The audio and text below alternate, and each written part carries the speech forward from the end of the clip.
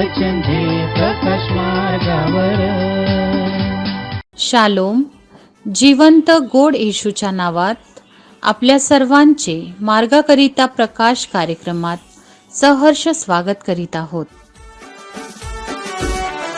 देवाचा महिमा वर्णावा, गौरव त्याचा करावा, धन्यवाद देवाला द्यावा, धन्यवाद देवाला द्यावा. देवाचा महिमा वर्णावा, गौरव त्याचा करावा, धन्यवाद देवाला द्यावा, धन्यवाद देवाला द्यावा.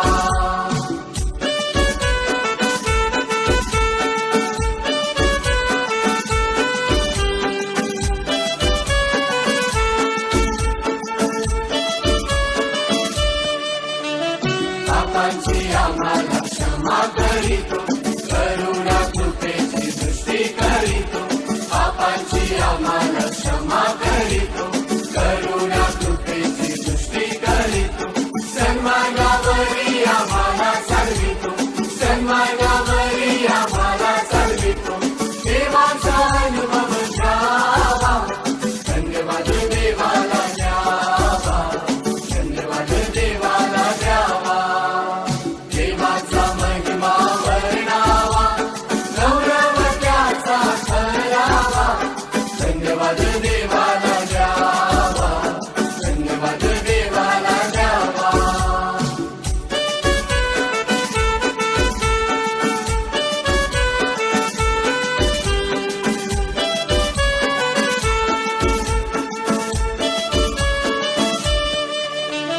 रोज पहाटे आम्हाला साठवितो, कृपा आशीर्वाद आम्हावर पाठवितो. रोज पहाटे आम्हाला साठवितो, कृपा आशीर्वाद आम्हावर पाठवितो. दिवस रात्र आम्हाला जपतो, दिवस रात्र आम्हाला जपतो. देवाचा अनुभव घ्यावा, धन्यवाद देवाला द्यावा, धन्यवाद देवाला द्यावा. देवाचा महिमा वर्णावा, गौरव त्याचा करावा, धन्यवाद देवाला द्यावा, धन्यवाद देवाला द्यावा. च्या म्हणण्याकरिता देवाचे वचन तिमोथेला पहिले पत्र याचा 2 अध्याय 1 व 2 ही वचने. तिमोथेला पहिले पत्र याचा 2 अध्याय 1 व 2 ही वचने. तर सर्वात प्रथम हा बोध मी करतो की सर्व माणसांसाठी विनंत्या, प्रार्थना, रदबदल्या व उपकार स्तुती करावी, राजाकरिता व सर्व वरिष्ठ अधिकाऱ्यांकरिता करावी, यासाठी की पूर्ण सुभक्तीने व गंभीरपणाने आपण शांतीचे व स्वस्थपणाचे असे आयुष्य क्रमण करावे. देवबाप वाचलेली वचने आपणा सर्वांसाठी आशीर्वादित करोत. प्रभू येशू ख्रिस्ताच्या नावामध्ये आपण सर्वांना सलाम. या सकाळच्या समय आपण देवाचं वचन बघत आहोत. तिमोथेचे पहिले पत्र 2 अध्याय आणि 1 ते 2 वचन. या ठिकाणी प्रियानो, प्रभूचं वचन आज आम्हाला बोध करते. पौलाची उत्कंठा आणि त्याची इच्छा तो प्रगट करतोय आणि या ठिकाणी तो म्हणतोय की सर्वप्रथम आम्ही मानवासाठी प्रार्थना व रदबदल्या करावी, उपकार स्तुती करावी. प्रियांनो, प्रभू येशूचा उद्देश पण हाच होता की तो या भूतलावर आला, त्याने ह्या मनुष्यासाठी स्वतःचं जीवन दिलं आणि इतकंच नाही तर त्याने स्वतः प्रभू येशू तो मानवासाठी रदबदल्या करणारा झाला आणि त्यांनी रदबदली केली. प्रियानो, मध्यस्थी करणं हे प्रभू येशू त्याचं प्रथम कर्तव्य समजतोय आणि म्हणून त्याने मानवात आणि परमेश्वरामध्ये त्याने मध्यस्थी केली. आम्ही पाहतो अब्राहमाच्या जीवनाबद्दल तर त्याने लूत आणि परमेश्वराच्या मध्यस्थी केली. त्याप्रमाणे आमचं जीवन प्रभूच्या जवळ आलेलं आहे. आम्ही जीवन प्रभूला दिलेलं आहे. आज प्रभू माझ्याकडून तुमच्याकडून अपेक्षा करत आहे की आम्ही इतरांसाठी मध्यस्थी करावी, रदबदली करावी, त्यांच्यासाठी प्रार्थना करावी. का करावी? प्रभूचं वचन सांगते दुसऱ्या वचनामध्ये की त्यांनी सुभक्तीकडे वळावे, त्यांचं जीवन स्वस्थ आयुष्याला प्राप्त करावं. अधिकाऱ्यांसाठी आम्ही प्रार्थना करावी, वरिष्ठ लोकांसाठी प्रार्थना करावी.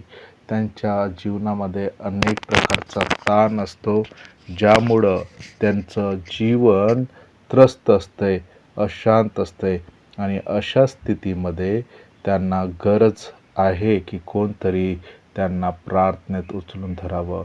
त्यांचं जीवन कोणताही चुकीचा निर्णय न घेता त्यांनी आपल्या जीवनामध्ये योग्य निर्णय घेण्यासाठी क्षमता मिळवावी. त्यासाठी आमची मध्यस्थी फार गरजेची आहे. त्यांचं स्वास्थ्य, त्यांचं आयुष्य क्रम चांगलं असावं यासाठी मध्यस्थी करणं गरजेचं आहे. प्रियानो, तिसरी गोष्ट प्रभूचं वचन सांगते की आम्ही प्रार्थना तर करावीच, आम्ही त्यांच्यासाठी मध्यस्थी तर करावी, परंतु त्यांचं तारण व्हावं यासाठी पण आम्ही आपल्या जीवनातून प्रयत्न केले पाहिजे. आमच्या स्वतःच्या प्रयत्नाने आम्ही दुसऱ्यांचं तारण करू शकत नाही, परंतु आम्ही प्रार्थना त्यांच्यासाठी करू शकतो की ते जे वाईट मार्गावर आहे त्यांनी आपला मार्ग सोडून प्रभू येशूला आपलं जीवन द्यावं आणि आपलं तारण साध्य करून घ्यावं. यासाठी गरजेचं आहे की आम्ही त्यांच्यासाठी प्रार्थना करावी, जेणेकरून त्यांनी सुभक्तीने जीवन व्यतीत करावं, जेणेकरून त्यांची वाईट सवय सुटावी, त्यांनी प्रभू येशूला आपला तारणारा म्हणून स्वीकार करावा. यासाठी प्रार्थनेची गरज आहे. काय आज आपण प्रार्थना करत आहो का त्यांच्यासाठी? जर नाही तर आज प्रभू मला आणि तुम्हाला संधी देत आहे, आपण त्यांच्यासाठी प्रार्थना करावी. प्रार्थना करूया. पराक्रमी परमेश्वर पिता, तूने मनुष्यासाठी प्रभू येशूला तूने पाठवला. प्रभू येशू ख्रिस्त मध्यस्थी झाला आणि त्याने मानवासाठी आणि तुझमध्ये मध्यस्थी केली. आजही प्रभू ते ओझं तू आपल्या लेकरांना देत आहे. आज आम्ही प्रार्थना करतो, जे लोक प्रभू परमेश्वर तुझपासून दूर आहे त्यांना जवळ, तुझ चरणाजवळ येण्यासाठी संधी मिळावी यासाठी तुझी कृपा त्यांना तू प्रदान कर. जे लोक त्रस्त आहे आपल्या जीवनामध्ये प्रभू, तुझ्या आरोग्याची वाट पाहत आहे, तुझ्या सुटक्याची वाट पाहत आहे, त्यांचा सुटका होऊ दे, त्यांना तारण मिळू दे, त्यांचं स्वास्थ्य मिळू दे, त्यांना तू आशीर्वादाने भर, त्यांचं कुटुंब शांतीने भर, त्यांच्या घरामध्ये तुझी कृपा आणि दया आणि शांती नांदू दे. आणि ज्या पण प्रभूची बहीण आणि भावाने आज आपलं जीवन तुला दिलेलं आहे त्यांचं तारण होऊ दे. प्रार्थना येशूच्या नावात मागतो म्हणून ऐक. आमेन. धन्यवाद देवाला द्यावा, धन्यवाद देवाला द्यावा, देवाचा महिमा वर्णावा, नवरवत्याचा करावा. धन्यवाद देवाला द्यावा, धन्यवाद देवाला द्यावा, देवाचा महिमा वर्णावा, नवरवत्याचा करावा. धन्यवाद देवाला द्यावा, धन्यवाद देवाला द्यावा, धन्यवाद देवाला द्यावा, धन्यवाद देवाला द्यावा, धन्यवाद देवाला द्यावा, धन्यवाद देवाला द्यावा.